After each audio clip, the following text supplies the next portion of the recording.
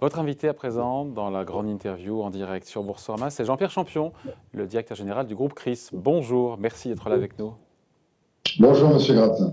Bon, alors, vos ventes, c'est intéressant parce que si on devait résumer, on peut pas résumer une année, mais cette année 2020 pour le groupe CRIS, c'est intéressant, c'est que vous avez, oui, les ventes ont baissé d'un peu moins de 10%. Donc on se dit, oh là là, 1 milliard d'euros. Bon, 1 milliard d'euros de chiffre d'affaires quand même, hein, c'est pas rien. Une baisse de 10%. Et en même temps, vous gagnez des parts de marché. 0,4 points de parts de marché. Qu'est-ce qu'on retient entre ces deux chiffres? Cette baisse contenue, mais contenue du chiffre d'affaires, ou le fait que vous continuez à grignoter des parts de marché à vos petits concurrents? Les deux. Le marché a baissé de 13%. Donc il aurait pu d'ailleurs baisser encore plus, puisque 2 mois de fermeture pour l'ensemble de l'industrie. C'est un peu moins de 20%. C'est un peu moins de 20%. Et donc, ça nous a permis, malgré tout, de limiter la casse, puisque dès la sortie du confinement, donc dès le 15 mai, on a eu de très forts taux de croissance qui nous ont permis d'amortir ces 2 mois de fermeture. Ouais. Alors, on gagne des parts de marché depuis plusieurs années, donc ça n'est pas nouveau. Oui, mais gagner des parts de marché quand tout le monde va bien, c'est une chose. En gagner quand le marché est compliqué, c'en est une autre. Est-ce que ce troisième confinement, est-ce que ça compromet pour vous cette année 2021? Est-ce que ça vous inquiète? Parce que j'ai vu que l'équivalent d'un quart de votre chiffre d'affaires est fermé aujourd'hui en termes de magasins, enfin ce que ça représente en chiffre d'affaires. Oui, tout à fait. On a aujourd'hui environ 200 magasins qui sont fermés dans les centres commerciaux. Et ces 200 magasins pèsent à peu près 25% du chiffre d'affaires. Ouais. Donc oui, c'est très compliqué pour nous depuis le début de l'année. Avec l'idée aussi quand même que dans cette crise, vous avez mis en place des outils, enfin la prise de rendez-vous. Bon, en même temps, quand le magasin est fermé, mais la prise de rendez-vous, au départ, vous n'y avez pas cru. Hein. La prise de rendez-vous, vous n'étiez pas convaincu, et au final, ça a bien marché. C'est vrai qu'on s'est posé des questions au départ. D'abord, on se disait les Français ne sont pas toujours ponctuels. Donc, quand on leur fixe des rendez-vous, on n'est pas certain qu'ils soient à l'heure. On s'est trompé. Ils ont été très ponctuels. Ensuite, on s'est dit, est-ce qu'on va tenir la durée du rendez-vous telle qu'elle était programmée? Et là encore, très bonne surprise.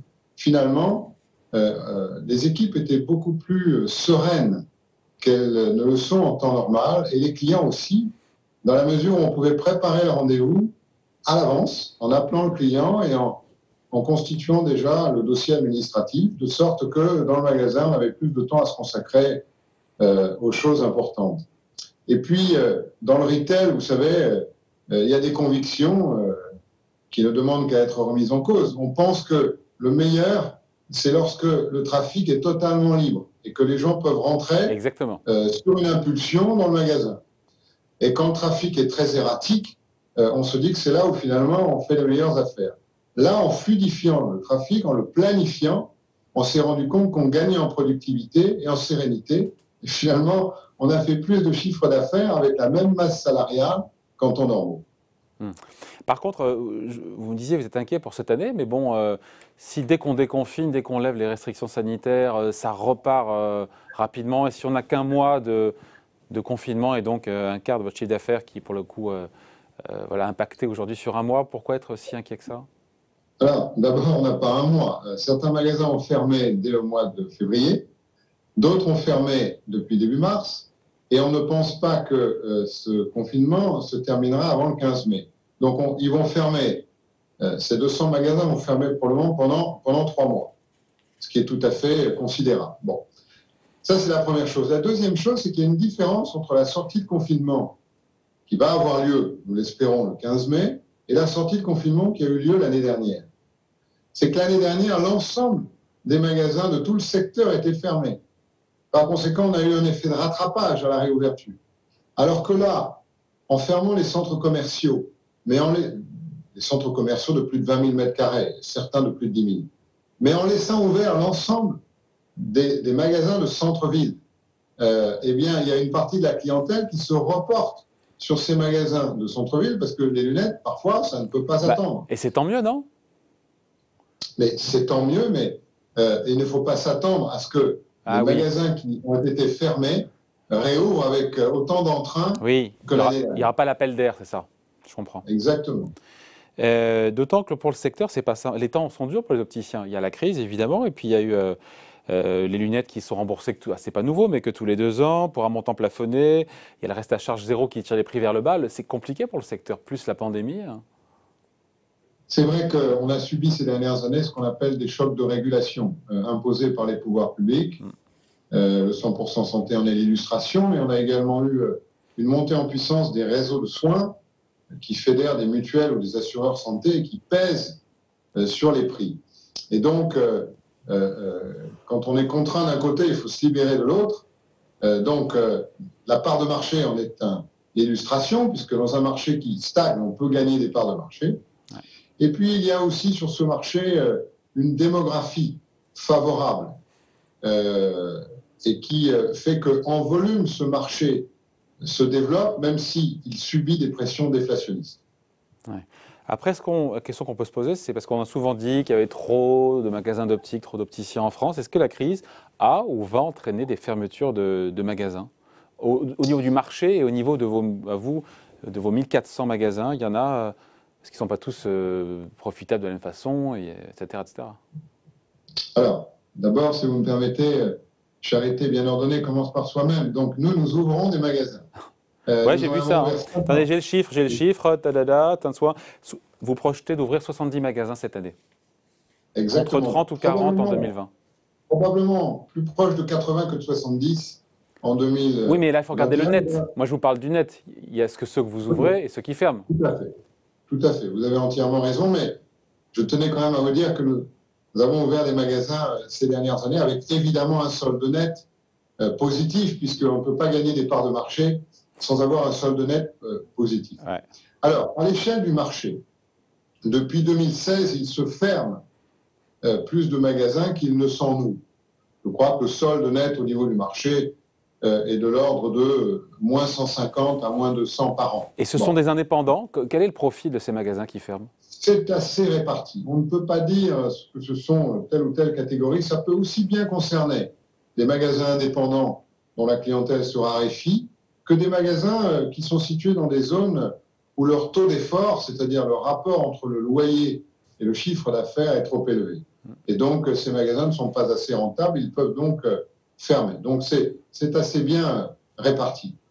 Mais votre question pourrait également concerner les fermetures en 2020. Il se trouve que paradoxalement, en 2020, compte tenu d'un recours très massif au PGE, oui, nous aurons probablement peu de fermetures et peut-être pas de solde négatif à l'échelle du secteur. Sans PGE, on aurait eu pour le coup, on aurait eu des... Sans PGE, je pense qu'on aurait continué le trend que nous connaissons depuis 2016, de moins 150 à moins de 100 magasins tous les ans. Ouais. Vos magasins Chris en matière de rentabilité, de profitabilité par rapport à la moyenne du secteur, on a des chiffres là-dessus? Oui, la rentabilité moyenne d'un magasin d'optique est de l'ordre de 5% du chiffre d'affaires. Ce qui veut dire qu'on peut être en coopérative. Alors, je ne connais pas bien, mais on peut être une coopérative et être profitable. Non, mais ça paraît évident, mais ça n'est pas toujours pour certains. La différence entre une coopérative et une entreprise de gouvernance classique, c'est que l'actionnaire ne demande pas de rétribution directe. Les coopérateurs sont les actionnaires. Donc, le chef d'entreprise qui détient, mettons, 4 ou 5 magasins, ce sont ses équipes, c'est son cash, c'est son investissement, ce sont ses clients, et il est en même temps actionnaire de la tête de réseau. Et donc, il ne demande pas d'autres dividendes que celui que dégagent ces 4 ou ces 5 magasins.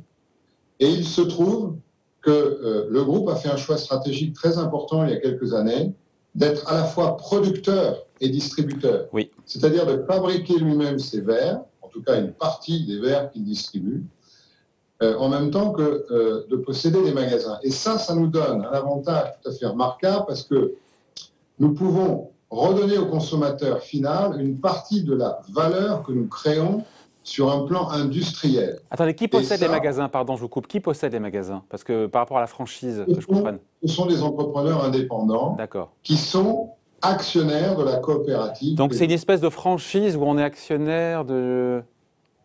Alors, ça ressemble à une franchise dans le sens où les franchisés sont aussi des chefs d'entreprise qui possèdent leur magasin. Ouais. Mais la différence entre une franchise et une coopérative, c'est que ceux qui possèdent des magasins dans une coopérative sont également actionnaires ça, voilà. de la tête de réseau. Alors que le franchiseur, lui, il a des actionnaires qui sont tout à fait différents. Et en quoi c'est plus vertueux? En quoi c'est plus vertueux pour vous? C'est plus vertueux qu'un système salarié. Mais ça, oui. J'ai l'air d'énoncer une vérité, c'est plutôt une conviction que j'essaie de vous faire partager. Pourquoi? Parce que dans le commerce de détail, il y a de petites équipes, mettons une dizaine de personnes, avec un très grand nombre de magasins. Nous en avons, nous, 1400. Il est très difficile de contrôler du centre 1400 magasins et les équipes locales. Bon. Quand vous mettez un chef d'entreprise dont c'est le cash, dont ce sont les équipes, dont ce sont les clients, à la tête d'un magasin, ben vous avez nécessairement un rendement meilleur que si vous mettez un directeur salarié. C'est la décentralisation poussée à l'extrême, avec un intéressement au travers de l'actionnariat qu'on a au niveau de la coopérative. C'est l'entrepreneuriat décentralisé à l'extrême. Vous parliez justement du fait que vous produisiez vos propres verres. Vous avez décidé récemment de relocaliser un petit morceau encore un peu plus de votre production sur le sol français. 300 000 verres haut de gamme. Aujourd'hui, 60% des verres que vous vendez sont produits, des verres haut de gamme j'imagine, sont produits par vous-même en France ou pas en France d'ailleurs? Alors, ce n'est pas tout à fait le cas. Nous produisons aujourd'hui environ 20% des verres que nous distribuons. Ah, c'est 20%. Il pèse, ça c'est en volume, mais il pèse plus de 40% de la valeur des verres qui sont écoulés par nos magasins. Nous fabriquons en France, nous sommes propriétaires de notre usine, et comme vous l'avez souligné, nous avons rapatrié la production d'à peu près 300 000 verres qui auparavant étaient fabriqués en Asie et que nous avons décidé de relocaliser en France. Mais ça vous coûte plus cher, ça vous coûtait 3 millions d'euros de plus, même si la région Île-de-France en prend 20% à sa charge. C'est un investissement de 3 millions dont la région Île-de-France subventionne une partie évidemment accessoire, mais tout de même conséquente. Ça coûte plus cher de produire en France que de produire en Asie, ça c'est une évidence. Mais quand on est dans une industrie très capitalistique, où la masse salariale est très relative par rapport aux investissements machines, on arrive finalement à être compétitif de deux façons. Un, en ne cherchant pas la compétitivité coût, mais la compétitivité hors coût, c'est-à-dire en montant en valeur dans les verres, en ce qui nous concerne, que l'on distribue, c'est-à-dire en ne fabriquant pas les verres à faible valeur ajoutée, mais en fabriquant les verres à forte valeur ajoutée. Ça, c'est la première façon qui nous permet de nous en sortir en fabriquant en France. Et la deuxième, c'est que si vous investissez massivement, notamment dans les machines, dans les process et dans la formation, chaque année, vous dégagez 5 à 10% de productivité. Et 5 à 10% de productivité gagnée chaque année, ben vous finissez par grignoter l'avance des Asiatiques. Ouais.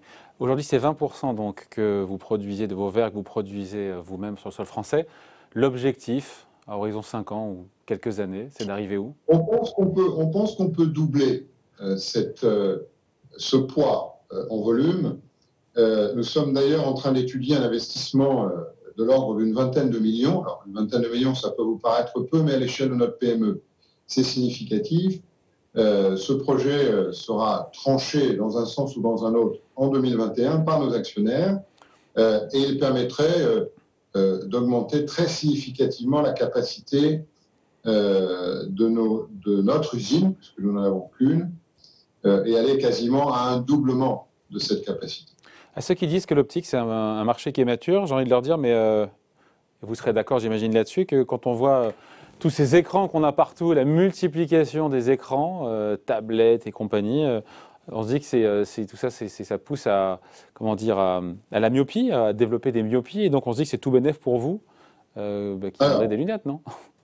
Il y aurait beaucoup de cynisme à se satisfaire d'une dégradation de la myopie Mais malheureusement, c'est un phénomène qui ne concerne pas que la France. L'Asie nous a précédés avec quasiment 60% de la population qui est myope. L'Europe est encore à 40%. Elle va monter d'ici 2050 à 60% de myopes.